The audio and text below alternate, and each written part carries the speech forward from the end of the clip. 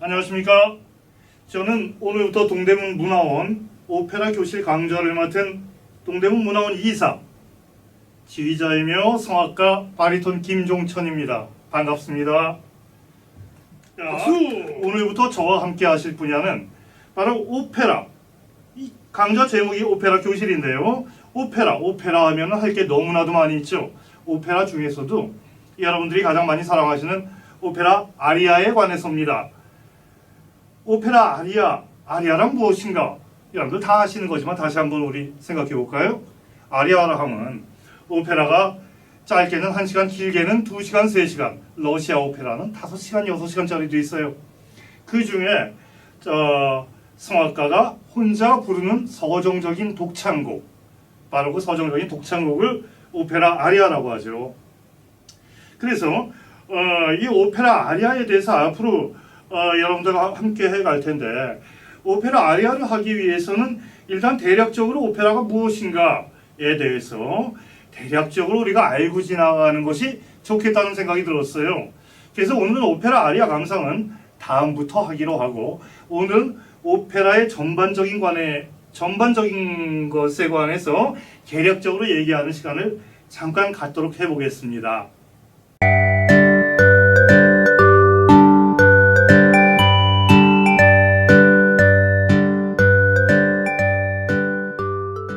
자, 그러면은 먼저 오페라가 무엇인가를 여러분들이 아셔야 되겠죠. 오페라? 그냥 노래하는 거? 물론 노래가 제일 중요합니다. 하지만 오페라에 대해서 잠깐 무엇인가 좀 말씀드려 볼게요. 오페라는 원래 라틴어의 오푸스라는 단어에서 유래된 것이 바로 오페라입니다. 오푸스가 무엇이냐? 오푸스는 작품이란 걸 뜻합니다. 작품. 그 작품이라는 것이 나중에 오페라로 변형이 되고 오페라라는 단어로 지금 굳어져서 우리가 사용하게 되는 거죠. 오페라는 여러분들 다 아시다시피 종합적인 무대 예술입니다. 당연히 오페라니까 음악이 있어야 되겠죠. 음악이 첫 번째 요소입니다, 물론. 근데 그에 못지않게 중요한 요소가 바로 문학적인 요소. 왜? 시적인 요소가 있으니까. 대사가 들어가죠, 오페라에는. 그래서 문학, 그 다음은 연극이 들어갑니다. 노래만 하는 것이 아니라 연기를 하게 되죠. 연극적인 요소가 들어가고요. 또 하나 미술이 들어갑니다. 미술 다 아실 거 아니에요? 미술 그리면 뭐예요? 무대장치죠. 무대장치, 의상 이런 것들이 다 미술의 분야에 들어가죠. 그리고 또 하나 무용. 오페라라고 해서 무조건 오페라 안에 무용이 들어가지는 않습니다. 하지만 예를 들어서 프랑스의 오페라에는 무조건 무용이 들어갑니다. 그러면 프랑스 오페라 이외에는 무용이 안 들어갈까요? 아니죠. 이태리 오페라나 독일 오페라 또 여타의 다른 오페라들에도 중간중간 무용이 들어가는 것들이 있습니다. 예를 들어서 이태리의 오페라 라 트라비아타에 보면은 집시들이 무용하는 장면이 나오게 되죠. 자, 그러면은 다시 말씀드리면 뭐야? 음악은 오페라는 종합 무대 예술이다. 당연히 음악은 물론 문학, 연극, 미술, 무용 이런 것들의 집합체가 바로 오페라라는 거죠. 근데 오페라에서 또 이게 어려운 게 뭐냐면은 음악적인 요소와 다른 요소, 극적인 요소에는 이제 지금까지 말씀드렸던 무용, 연극 이런 것들을 다 포함해서 말씀드리겠습니다.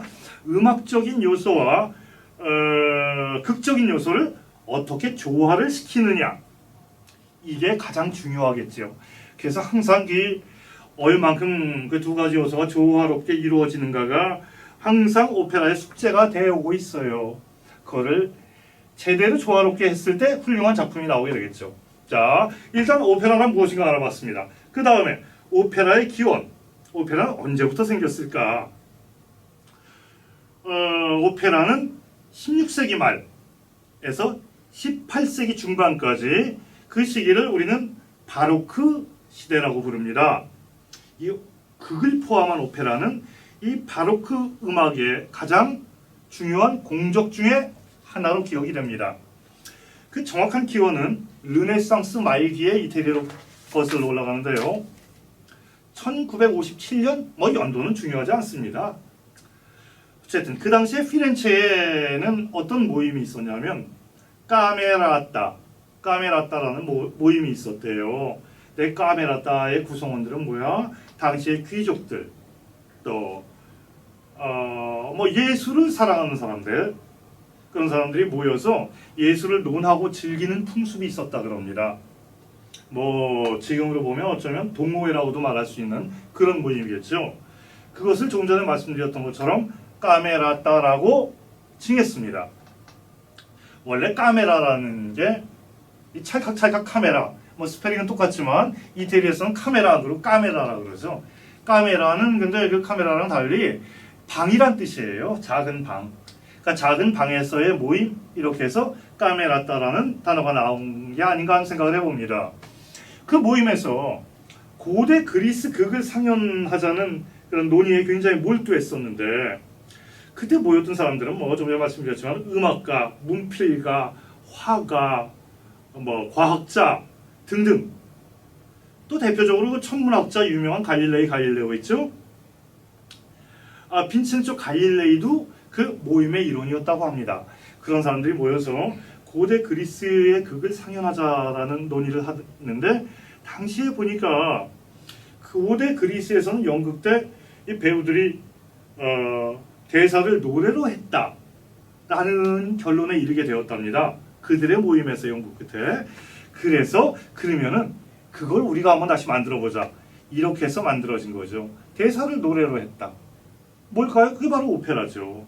그래서 태어나게 된 것이 바로 오페라인데, 그 과정에서 만들어진 최초의 오페라가 오타비오 리누치라는 사람의 대본에 의해서 야코포 페리라는 사람이 작곡한 다프네라는 작품입니다. 이 다프네뿐만이 아니라 초기의 오페라는 다 그리스 로마 시대의 신화를 소재로 해서 아주 소규모의 악기 편성으로 오페라가 만들어지죠. 그래서 이 만들어진 오페라 다프네를 오페라의 기원으로 보고 있습니다. 그러나 불행하게도 그 문헌상으로 작자 대본과 오페라의 제목 다프네만 남아있지 악보는 전해지지 않고 있습니다. 그러면 현재 남아있는 오페라로서 최초의 오페라는 무엇일까요? 바로 에우리디체입니다. 에우리디체, 우리나라에서는 유리디체라고 하면 더 쉽게 알 수 있을 거예요. 오르페오와 유리디체라는 전설이 있습니다. 아시는 분 많겠죠?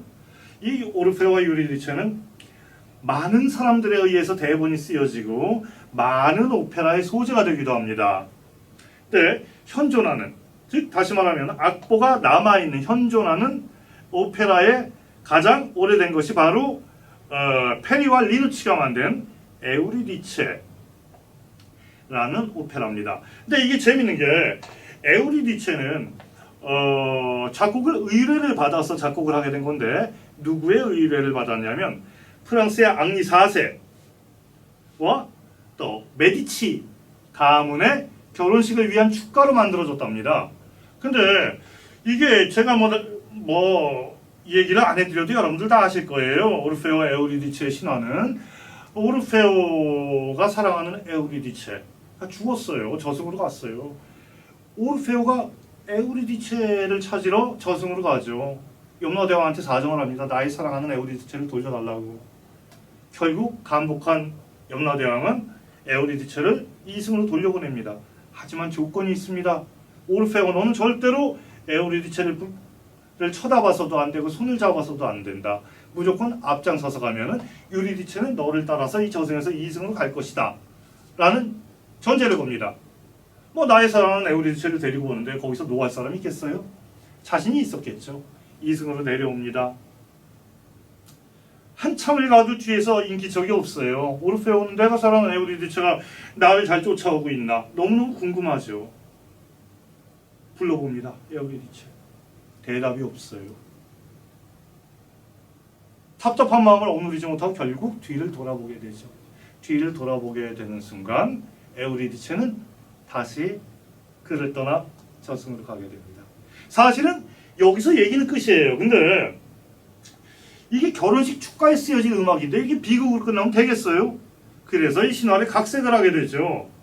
그래서 이 오르페오는 깨파로 센자 에우리디체, 나의 에우리디체 없이 나는 무엇을 어떻게 할 것인가 슬퍼하며 아리아를 부릅니다. 그 아리아의 감동에서 에우리디체는 다시 살아나게 되죠. 이거는 각색한 겁니다. 결혼식의 축가를 위해서 만들었기 때문에. 자, 이게 바로 에우리디체라는 현존하는 최고의 오페라 에우리디체에 대한 내용인데, 조금 전에 말씀드렸다시피 이 에우리디체는 그 이후로 수많은 작곡가들에 의해서 새로운 작품으로 태어나게 되죠. 자, 그리고 또 하나, 그 이후에 그렇게 해서 발전한 오페라가 몬테베르디. 이 몬테베르디는 주세페 베르디랑은 다른 사람입니다. 주세페 베르디는 주세페가 이름이고 베르디가 성이에요.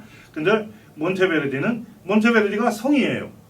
이름은 클라우디오 몬테베르디, 주세페 베르디. 이 두 명을 헷갈리시는 분들이 굉장히 많아요. 절대 두 분을 헛갈려 하시면 안 됩니다.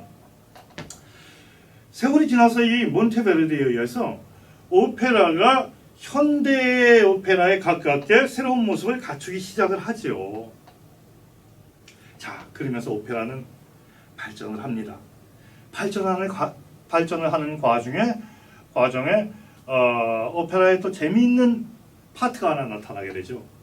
나중에 말씀을 드리겠지만 성악가에는 소프라노, 메조소프라노, 엘토, 테너, 바리톤, 베이스 뭐 이런 분야의 파트가 있죠.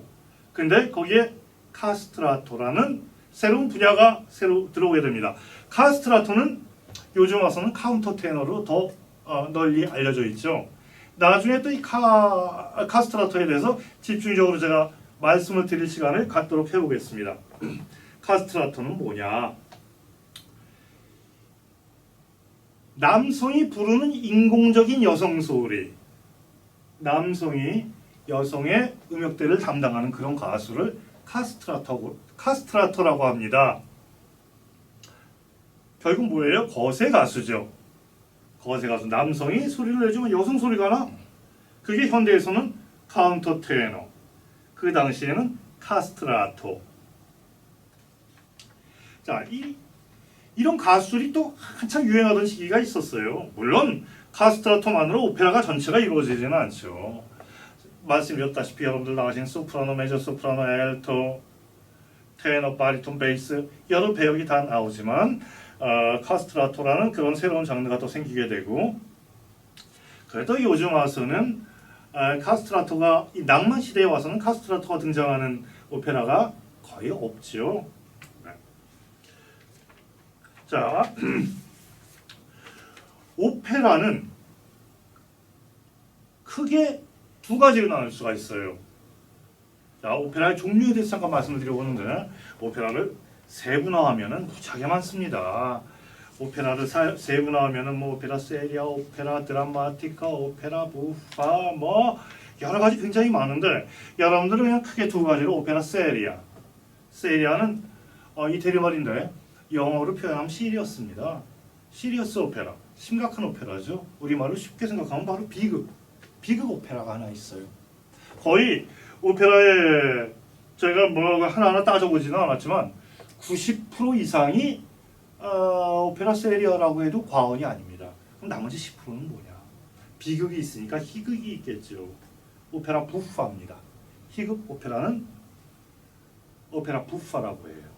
근데 처음에 말씀드렸다시피 초기 오페라의 소재는 그리스, 로마의 신화를 소재로 사용했다고 말씀을 드렸어요. 근데 이 그리스, 로마의 신화의 소재가 희극인 건 거의 없어요. 그 처음엔 다 세리아였죠. 꼭 뭐 누가 죽어서 비극이라기보다 심각한 오페라. 근데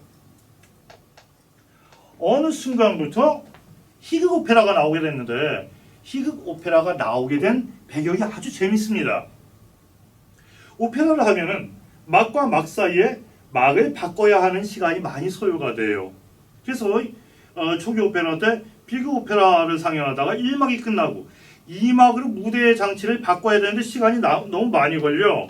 그러다 보니까 관객들이 지루하고 그러다 보니까 관객을 위한 팬 서비스로 중간중간에 막간에 재미있는 만담이나 또는 재미있는 음악들이 들어가게 됐습니다. 그렇게 해서 나온 것이 바로 오페라 부파입니다. 그래서 막간극이라고도 하죠. 최초의 오페라 부파로 인정되는 곡이 페레골레지라는 사람의 작품 라 세르바 파드로나, 우리말로 표현하면은 한여에서 마님으로 또는 마님이 된 한여라고도 번역을 합니다. 근데 이 라 세르바 파드로나가 왜 유명해졌냐면 고대 오페라를, 초기 오페라를 상연하면서 1막이 끝나고 2막에 관객 팬 서비스를 위해서 그 곡을 올렸어요. 중간에 재밌는 곡을. 근데 본편보다 엑스트라로 들어온 막간극이 더 인기를 끌게 되었다는 거죠. 그래서 라세르바 파드로나로 인해서 오페라 부파라는 장르가 확립이 되고 그때부터 오페라 부파라는 것이 나오게 되죠. 자, 그러면 조금 전에 제가 뭐 파트에 대해서 소프라노, 알토, 테너 뭐 이런 거 얘기 많이 했는데 그거를 살짝 정리를 해볼게요. 소프라노, 여성의 음역 중에 가장 높은 음역을 소프라노라고 합니다. 메조 소프라노는 뭐냐? 여성의 중간 음역이죠. 중간 음역을 메조 소프라노라고 합니다. 마지막 하나 남았어요. 알토. 알토는 뭐 하나 남았으니까 당연히 낮은 거죠. 네, 여러분들 상상이 맞습니다. 여러분들이 생각하신 그대로 여성의 제일 낮은 음역을 담당하는 그런 파트를 알토 파트라고 합니다. 이렇게 여성은 세 파트로 나눠지죠. 남성의 가장 높은 음역은 테너라고 합니다. 테너, 그리고 바리톤. 제가 바로 바리톤입니다. 바리톤은 남성의 중간 음역을 담당하고 있고요. 베이스는 뭐 거의 오페라 가수를 논하지 않더라도 일상에서도 많이 쓰이잖아요. 뭐 베이스가 튼튼해야 된다. 가장 낮은 음역을 얘기하는 거죠.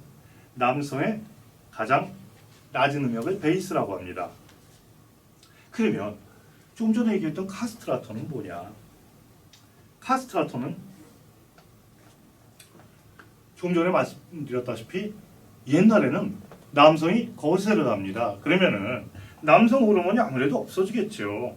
남성 호르몬이 분비가 안 되면서 여성스러운 목소리가 나오면서 발성도 여성스럽게 개척해 나가는 거죠. 그렇게 해서 나온 새로운 장르가 카스트라토입니다. 그런데 카스트라토와 현대의 카운터 테너랑 가장 다른 점은 뭐냐? 카스트라토는 제가 좀 전에 설명해 드렸고요. 카스트라토는 조금 전에 제가 설명해 드렸고, 카운터 테너는 신체의 변화 없이 여성의 소리가 나게끔 발성을 공부한 사람이 바로 카운터 테너입니다. 뭐 결과적으로는 거의 비슷한 소리라고 생각하시면 돼요. 신체적인 변화가 있느냐 없느냐, 그 차이로 그 두 개를 나눌 수가 있겠죠. 현대 사회에 카스트라토는 없다고 제가 확신을 합니다. 카운터 테너겠죠. 자, 그러면은 마지막으로 아까 제가 오페라의 종류에 대해서 말씀을 드렸는데 오페라 종류 크게 두 가지라고 말씀을 드렸어요. 오페라 세리아, 비극 오페라, 오페라 부파, 희극 오페라.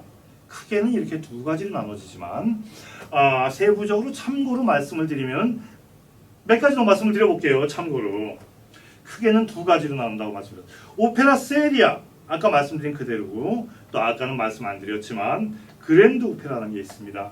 그랜드 오페라. 그랜드 그럼 크다는 뜻이잖아요. 큰 오페라. 근데 단순히 큰 오페라를 그랜드 오페라라고 하는 것이 아니라 그랜드 오페라는 프랑스에서 나타난 장르인데요. 프랑스에서 나온 대가극을 말하는데 양식의 특징으로서는 서사적이고 역사적인 성질의 비극을 테마로 하는 오페라. 아무리 오페라의 분야가 커서 그랜드하다 그래도 재는 내용이면 그랜드 오페라가 아닙니다.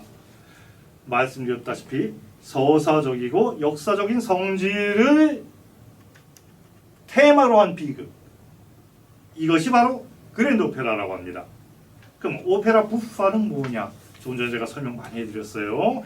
이태리에서 태어난 희극 오페라. 그러면 또 이 부파라는 건 이태리 말인데 부파를 프랑스어로 하면 무프가 돼요. 무프. 그럼 또 오페라 부프라는 장르도 있어요.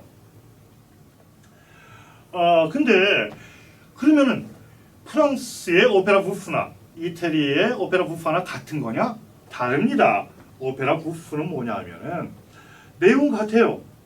가벼운 희극입니다. 하지만 대화의 부분을 노래로 하지 않고 연극적인 요소인 대사로 처리한다 라는 특징이 있습니다. 그래서 오페라 부프의 창시자는 프랑스의 뉘니라는 사람이 뉘니라는 사람.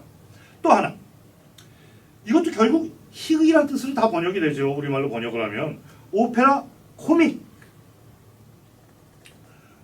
오페라 코믹이라는 장르가 있어요. 오페라 코믹. 영어로 코믹이 아니라 프랑스어 코믹입니다. 코믹 끄가 있죠. 코믹. 오페라 코믹은 뭐냐? 이것도 희가극입니다. 희가극인데 오페라 부프는 대화의 부분을 레시타티브 부분을 대사 처리한다라는 특징이 있었어요. 근데 오페라 코믹은 뭐냐? 희가극의 일종이긴 한데 음악 사이에 대화나 독백이 있다. 그럼 뭐야? 오페라 부프랑 뭐가 달라? 근데 한 가지 다른 게 있어요. 오페라 코미크는 희극 오페라의 종류긴 하지만 꼭 오페라의 내용이 희극적이어야 한다는 것은 아니다. 좀 헷갈리죠? 그럼 여러분도 혹시 비지의 오페라 까르멘을 아실 겁니다. 까르멘을 보면요. 까르멘은 절대로 희극적인 내용이 아니에요. 비지의 오페라 까르멘이죠. 절대로 희극적인 내용이 아니지만 까르멘을 감상하시다 보면 중간중간 성악가들이 연극적인 대사하는 것을 굉장히 많이 볼 수가 있어요. 또 하나 마스네 마농이라는 오페라가 있죠. 그 오페라도 보다 보면 중간중간 이게 오페라야 연극이야 할 정도로 중간에 대사 처리가 많이 나옵니다. 이런 것을 바로 오페라 코미크라고 합니다. 자, 이번에 독일로 넘어가 볼까요? 독일로 넘어가면 징슈필이라는 장르가 또 나와요. 조금 전에 말씀드린 프랑스의 오페라 코미크랑 비슷합니다. 독일 오페라 중에 대화를 노래로 하지 않고 대사로 처리하는 그런 독일 오페라를 징슈필이라고 합니다. 자, 대표적으로 뭐가 있을까? 여러분들 다 아시는 마술피리도 노래가 나오고 중간에 연극적인 대사가 나오는 것을 여러분들은 많이 보실 수가 있을 거예요. 그런 독일 오페라를 징슈필이라고 합니다. 다음에 마지막으로 제가 분류한 작품 중에 하나는 뭐냐 하면은 오페라타입니다. 오페레타. 이태리 말에서 뒤에 에따가 붙으면은 규모가 축소가 돼요. 그러니까 줄리에타라는 사람이 있어요. 사람 이름이죠. 그 사람 아기 때 어른들은 그녀를 줄리에타라고 부릅니다. 뒤에 에따를 붙여서 더 작고 귀엽고 사랑스럽게 만드는 거죠. 그러면 오페라, 오페레타 뒤에 에따가 붙었어요. 오페라를 좀 더 작은 규모로 만든 거 이렇게 생각하시면 금방 이해가 되실 겁니다. 근데 사실 말이 그렇지 오페라와 오페레타의 차이는 작곡자 마음이에요. 오페레타로 유명한 슈트라우스의 박쥐라는 오페레타가 있어요. 근데 그 오페레타가 소규모 오페라냐? 절대 그렇지 않아요. 굉장히 대규모 작품입니다. 그럼에도 불구하고 슈트라우스의 박쥐라는 게 오페라가 아니고 오페레타라고 불리우는 이유는 슈트라우스가 이거는 오페레타라고 했기 때문입니다. 자, 오늘 첫 시간 여러분들이랑 같이 오페라 전반적인 것에 관해서 한번 얘기를 나눠봤어요. 그러면 다음 시간부터는 이제 오늘 물론 오늘 부족한 것은 다음 시간부터 조금씩 더 기회가 될 때마다 채워나가겠고요. 다음 시간부터는 오페라 아리아에 대해서 여러분들과 얘기를 나눠볼까 합니다. 고전 초기 오페라 아리아부터 시대별로 현대 아리아에 이르기까지 제가 오페라 아리아에 대해서 소개를 여러분들한테 해드리고 그리고 그 다음에 영상을 감상하는 것으로 시간을 만들어 볼까 합니다. 자, 오늘 부족한 제 강의 첫 시간 들어주신 여러분들께 감사드리면서 다음의 강의 때 또 만나 뵙겠습니다. 감사합니다.